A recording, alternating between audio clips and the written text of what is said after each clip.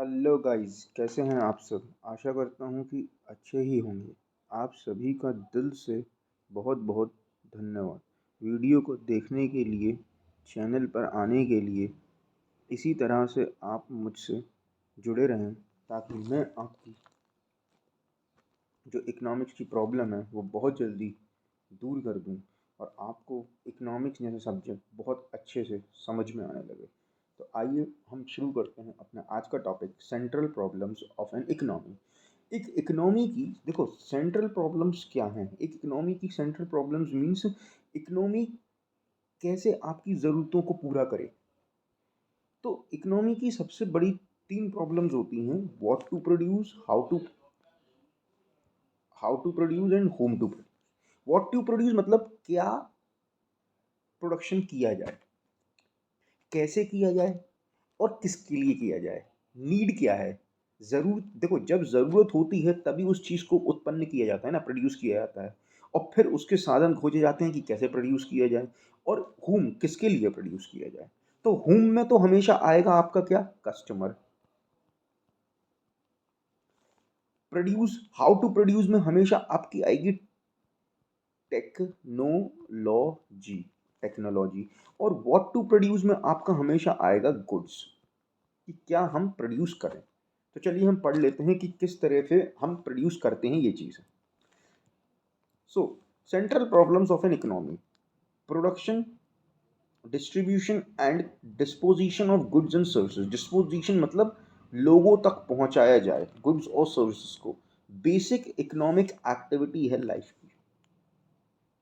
In the course of these activities, every society has to face scarcity of resources. Because of this scarcity, every society has to decide how to allocate the scarce resources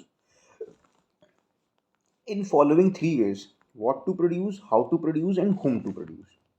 So, these problems are called central problems because these are the most basic problems of economy, all other all other problems resolve around them. अब कैसी कैसी problems आती हैं जरा हम देख लेते हैं इनके ऊपर।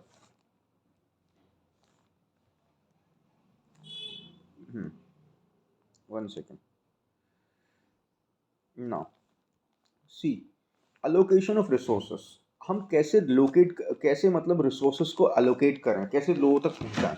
सी, allocation of resources refers to the problems of assigning the scarce resource. मतलब जो चीज़ की कमी है हमें उसको इस तरह से असाइन करना है कि maximum wants of the society fulfil, ज़्यादा से ज़्यादा ज़रूरतें हम जो सोसाइटी की हैं वो पूरा कर पाएँ। किस तरह से, देखो, problem of allocation of resources studies under three head: what to produce, how to produce and home to produce. अब क्या हम प्रोड्यूस करें, सबसे बड़ी प्रॉब्लम तो ये है क्योंकि इंसान को सारी चीज़ों की ज़रूरत है। लाइट चाहिए, पंखा चाहिए, रोटी चाहिए, कपड़ा चाहिए, मकान चाहिए, सोने को चाहिए, पहनने को चाहिए। बहुत सी प्रॉब्लम्स हैं इकोनॉमी की। तो हम किस तरह से प्रोडक्शन करते हैं, अब हम ये देखते हैं कि किस तरह से हम प्रोडक्शन करें। तो देखो, what to produce. Now, this problem involves selection of goods and services can to be produced and the quantity to be produced of each selected commodity, कि किस क्वांटिटी में हम प्रोड्यूस करें चीज़ें।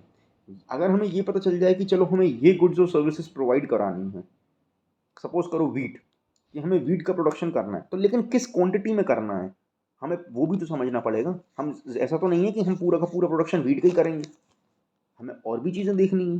तो ये समझना है कि हमें किस तरह से प्रोडक्ट का प्रोडक्शन करना है, गुड्स का प्रोडक्शन करना है और किस क्वांटिटी में करना है। जैसे कि एग्जांपल देख लेते हैं, production of more sugar is possible only by reducing the production of other goods. Production of more war goods is possible only by reducing the production of civil goods. देखो कैसे, मैं समझाता हूँ आपको। जैसे कि मान के चलो, एक मिनट, जैसे कि मान के चलो वीट है, मैं वीट एक तरफ वीट ले लेता हूँ और फिर से मैं एक तरफ राइस ले लेता हूँ। अब जब गवर्नमेंट ने सर्वे किया 1000 लोगों के ऊपर, तो 1000 में से वही है ना, 700 लोग निकले वीट लेने वाले और 300 लोग निकले राइस लेने वाले। तो अब ये बताओ सरकार प्रोडक्शन किसका ज़्यादा करेगी, क्योंकि लोगों की क्वांटिटी यहाँ पे ज़्यादा है ना, तो वीट का प्रोडक्शन ज़्यादा होगा। तो जब वीट का प्रोडक्शन ज़्यादा होगा तो राइस का प्रोडक्शन थोड़ा कम करेगी सरकार, क्योंकि राइस कम मात्रा में बिक रहा है। तो यही चीज़ है। तो हमें ओवरऑल अब आ गया ना, देखो यहाँ पे मैक्रो इकोनॉमिक्स का कॉन्सेप्ट जो मैंने आपको समझाया था कि मैक्रो इकोनॉमिक्स हमें एक एग्रीगेट लेके चलना होता है डिमांड का। तो ये है एक एग्रीगेट डिमांड का कि वीट की डिमांड ज़्यादा है इसलिए हम वीट का प्रोडक्शन ज़्यादा करेंगे। अंडरस्टूड? तो यही चीज़ है। सो ऐसे ही है। ऐसे ही है। तो ऐसे ही है। So, on the basis of importance of various goods, an economy has to decided which goods should be produced in what quantity. Importance of various goods. Importance जैसे कि अभी मैंने आपको वीट की importance बताई। अंडरस्टूड? तो अगर वीट की इंपॉर्टेंस ज़्यादा है तो वीट का प्रोडक्शन ज़्यादा होगा। तो हम इंपॉर्टेंस के हिसाब से, डिमांड के हिसाब से गुड्स का प्रोडक्शन करते हैं उसी क्वांटिटी में जिस क्वांटिटी में पब्लिक डिमांड कर रही है। So this is the problem. So this one second.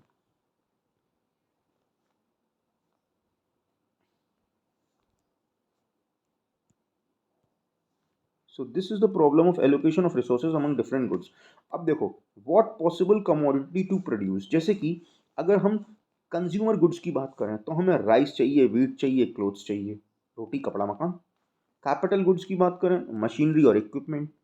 उसी तरीके से उसी तरीके से अगर हम सिविल गुड्स की बात करें तो हमें ब्रेड और बटर। और वॉर गुड्स की बात करें तो गन्स और tanks.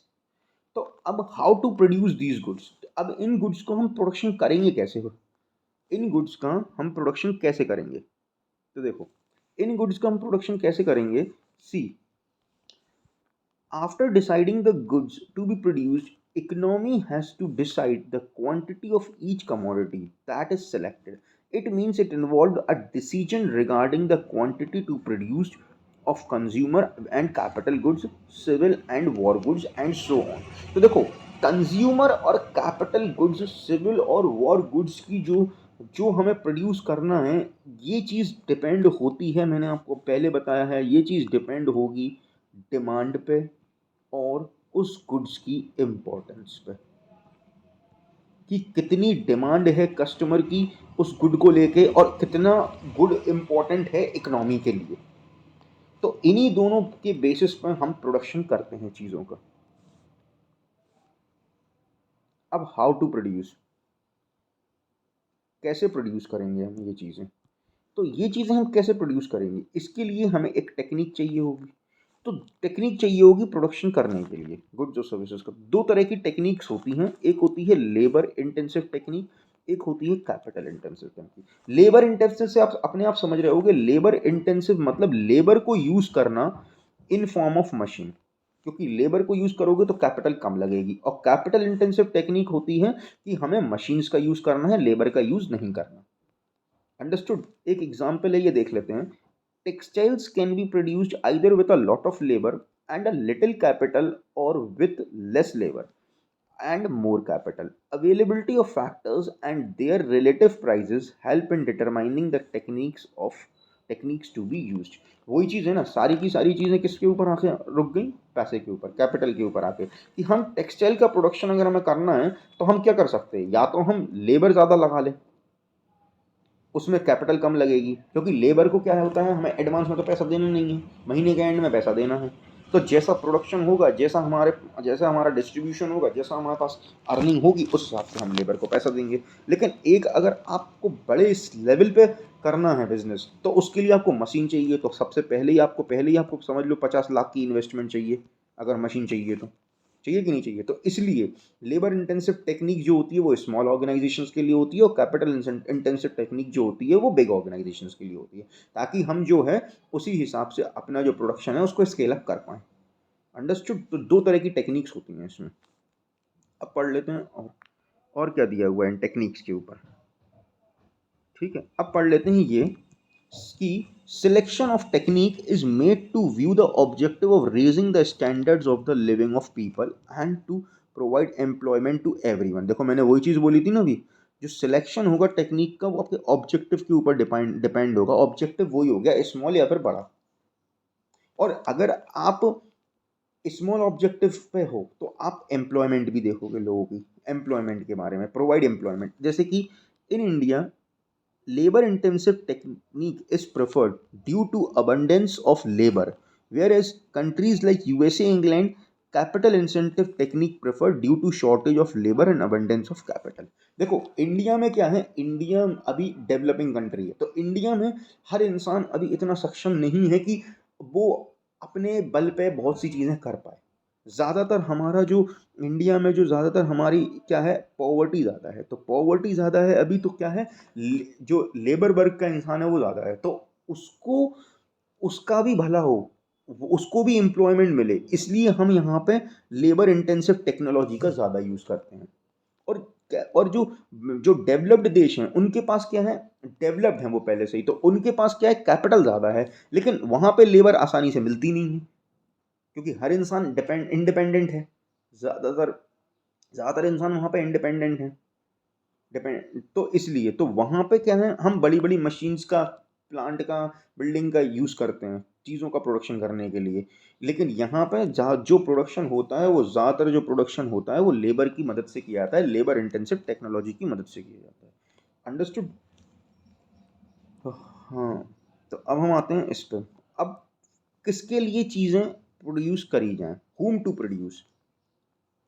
See, this problem relates to the distribution of produced goods and services among the individuals within the economy, that is selection of category of people who will ultimately consume the goods, whether to produce goods for more poor and less rich और more rich and less poor. मतलब यहाँ पे जो ultimately consumer की बात होती है, house hold consumption की बात होती है, कि उनके लिए हमें बनाना है, तो कितना गरीब के लिए, मतलब क्या चीज़ें गरीबों के लिए बनाई जाएँ, क्या चीज़ें अमीरों के लिए बनाई जाएँ, इस चीज़ में कंपैरिजन करना, या इस चीज़ को ध्यान में रख के चीज़ें मतलब जो प्रोडक्शन है वो करना। So see, sources are scarce in every economy, no society can satisfy all wants of the people, thus a problem of choice arises. देखो, प्रॉब्लम ऑफ चॉइस अराइजेस, अब तुम हो, तुम्हें टी शर्ट भी पहननी, शर्ट भी पहननी, पैंट भी पहनना,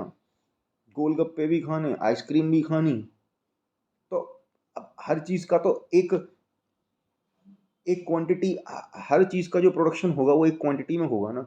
ऐसा तो नहीं है अगर 100 गोलगप्पे बन रहे हैं तो 100 आइसक्रीम बनेंगी। एक साथ तो वो प्रोडक्शन नहीं होगा ना। प्रोडक्शन होगा क्वांटिटी को देख के, डिमांड को देख के, इंपॉर्टेंस को देख के प्रोडक्ट की। So goods are produced for those people who have the paying capacity, the capacity of people to pay for goods depend upon the level of income. So it means this problem is concerned with distribution of income among the factors of production. Factors of production: land, labor, capital and enterprise. Who contributes in the production process? जो कि production process में contribute करते हैं, उन उन चीज़ों का distribution कैसा है। Factors of production with distribution of income, कि किस तरह से आप इनकम को डिस्ट्रीब्यूट करते हो। अपनी इनकम को डिस्ट्रीब्यूट करने का मतलब है, देखो मैं समझाता हूँ कैसे।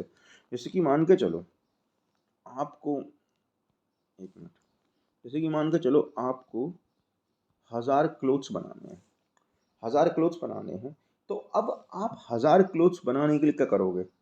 आप, अगर आप एक बड़े बिजनेसमैन हो तो आपको चाहिए लैंड, फिर आपको चाहिए उस पे मशीन, फिर आपको चाहिए उसमें क्या, मशीन चाहिए, फिर आपको उसका करना है डिस्ट्रीब्यूशन,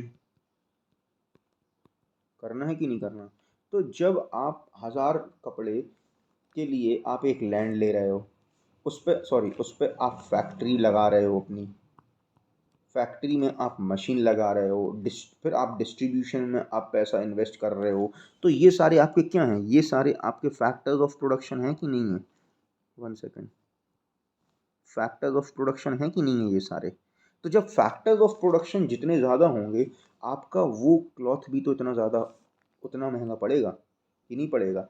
इसलिए फैक्टर्स ऑफ प्रोडक्शन हमें उस हिसाब से लगाने हैं कि जो हमारी इनकम है, जो हमारी इनकम का डिस्ट्रीब्यूशन है, वो कम से कम हो और लोगों के पास ज़्यादा से ज़्यादा चीज़ें पहुँचें। ठीक है, अब हम ये देख लेते हैं, जैसे the problem can be categorised under to head. Personal distribution होता है एक, और एक होता है फंक्शनल डिस्ट्रीब्यूशन। तो देखो, personal distribution means national income of an economy is distributed among different groups of people. National income मतलब वही individual income. And functional distribution involves deciding the share of different factors of production in the total national product of the country. Different factors of production, factors of production यही है, land, labour, capital और enterprise का किस तरह से हमने use किया ताकि हम वो नेशनल प्रोडक्ट बना पाए और उसको अपनी कंट्री में लोगों के लिए प्रोड्यूस कर पाए, वो हैं। तो फंक्शनल डिस्ट्रीब्यूशन मींस फैक्टर्स की बात आएगी कि किस किस क्या क्या फैक्टर्स हमने यूज़ करे एक प्रोडक्ट को बनाने के लिए। और पर्सनल डिस्ट्रीब्यूशन में नेशनल इनकम की बात आएगी कि कितनी कैसी इनकम है हमारे लोगों की, हम इंडिया में लोगों की कितनी इनकम है, क्योंकि इनकम अगर अच्छी होगी तो वो इस खर्चा ज़्यादा करेंगे, डिमांड ज़्यादा होगी चीज़ों की, और इनकम अगर कम होगी तो खर्चा कम होगा, डिमांड कम होगी चीज़ों की। अंडरस्टूड। तो और कुछ तो इस टॉपिक में इम्पोर्टेंट है नहीं। एक मिनट, हाँ तो हम ये देख लेते हैं, ये लिखा हुआ है कि ये कुछ इम्पोर्टेंट है। It must be noted, one second, it must be noted that in addition to allocation of resources, there are two more central problems: problem of fuller and efficient utilization of resources, problem of growth of resources. और ये सारे जो topics हैं ये class 12th के बाद आप पढ़ोगे, क्योंकि ये अभी आपके सिलेबस में नहीं है। क्योंकि दो और प्रॉब्लम होती हैं, क्योंकि देखो हमारे पास रिसोर्सेज तो कम है ना, तो उनका एफिशिएंट यूटिलाइजेशन किस तरह से किया जाए जिससे जो प्रॉब्लम है ग्रोथ की, रिसोर्सेज में ग्रोथ कैसे अच्छी हो, वो हम अच्छे तरीके से पूरी कर पाएँ। अंडरस्टूड।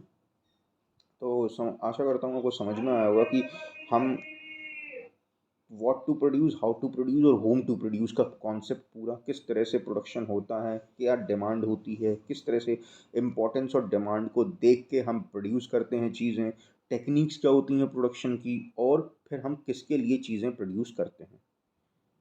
तो फिर मिलते हैं नेक्स्ट वीडियो में, तब तक के लिए आप अपना ख्याल रखिए। Good bye. Thank you for watching this video.